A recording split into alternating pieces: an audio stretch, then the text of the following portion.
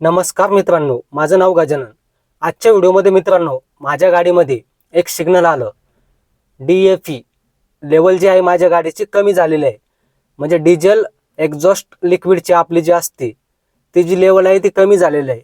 म्हणजे मी जी गाडी आहे 2300 किलोमीटरच्या वरती चालवू शकत नाही, ते नो स्टार्ट दाखवलं आहे तिथे। तर त्याच्या आधीच मी सर्व्हिस सेंटरवरती जवळच्या गेलो आणि 10 लिटरची बाटली मला 860 रुपयाला भेटली, जे लिक्विडची बाटली आहे ती। तर तिथे गेलो आणि बाटली घेऊन आलो।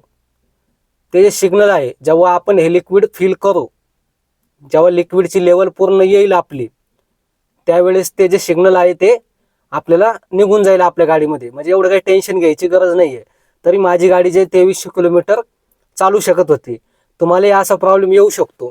तर त्याच्या आधीच तुम्ही एक जी बाटली आहे, मी तर सोबतच ठेवत असतो, पण मला 5 लिटरची बाटली भेटली नाही, त्याच्यामुळे मी मागच्या वेळेस सर्व्हिस करायला गेलो त्यावेळेस ती घेतली नाही। नाहीतर मी 5 लिटर 10 लिटरची बाटली एक सोबतच ठेवत असतो इमर्जन्सीसाठी। तरी माझी गाडी 2300 किलोमीटर जाऊ शकते अजून। पण 2300 किलोमीटरची आपण वाट कशाला बघायची? त्याच्या आधीच मग आपण जाऊन एक बाटली आणली आणि 10 लिटरची बाटली फिल केली। जेव्हा ही पूर्ण फिल आपण करू बाटली, त्यावेळेस जे आपलं नो स्टार्टचं सिग्नल आहे ते आपलं पूर्ण निघून जाईल। म्हणजे आपल्याला ते काहीच आपल्याला सिग्नल दिसणार नाही। तर जास्त काळजी करायची काही गरज नाही आहे।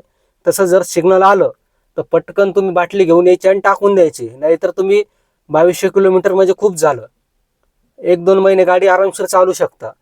पण कशाला रिस्क घ्यायची? आपली लेवल जी आहे ती पूर्ण करून घ्यायची, म्हणजे टेन्शन राहत नाही।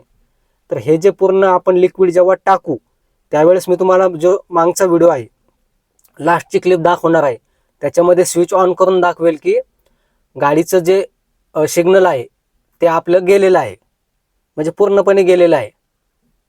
तर ह्या छोट्या छोट्या गोष्टी असतात, याच्यावरती आपल्याला काळजी करावी लागते।